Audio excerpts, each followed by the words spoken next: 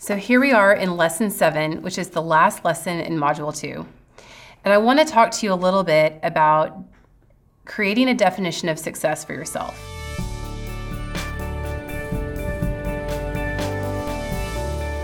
I think in entrepreneur world, we talk a lot of times about what our definition of success is. And it's one thing I really like to hear other entrepreneurs talk about. But I think that we need to caution ourselves on this habit, simply because the world's definition of success will always tell us that we will never have enough.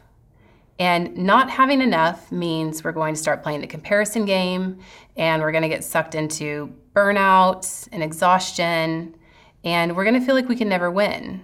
Another thing that chasing success does is it always raises the bar. And so you're never actually there. You're chasing an elusive bar that you really can't reach. And if you do reach it, we don't really stop and say, okay, that's good. I got there. I can slow down now. And we just start running harder. I think that a lot of entrepreneurs start to feel like they're in a hamster wheel simply because they're constantly chasing that definition of success that they're never really ever going to be able to reach. And this can be really dangerous. I definitely learned this the hard way after my first company failed. We were very successful for a while, and then as we continued to chase that bar of success, I really started to burn myself out, burn my employees out.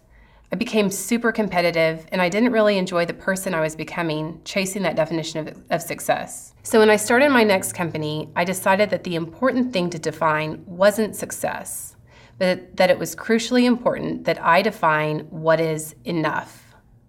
And that's the new bar. And when I define enough instead of defining success, I know when I've achieved my goal, and I know what I need. So when you go back to the pricing strategies that we just went over, that will help you be able to figure out what your enough is, and you'll be able to use that as a gauge to know when you've gotten where you want to go, instead of having to constantly chase it harder. So we've covered a lot of territory in Module 2. Really, the entire module has been about the framework that you're going to build on, the foundation that's going to become a profitable and sustainable business for you. We talked about what do you want to do? What types of entrepreneurial activities do you want to be involved in? We talked about what kind of products you're going to sell, and we went over different ways of selling those products. We talked about different entrepreneurial archetypes, and hopefully some of those examples can help you figure out how to better position your business. And we talked about pricing and some positive habits that you can develop as a business owner. So there's a final worksheet for this module, and I really want you to take some time on this worksheet and define success. Hop over to the forums, let us know if you have any questions, and don't forget to join us on that Q&A call about pricing, because I'll be happy to answer any questions you have about Module 2 framework there.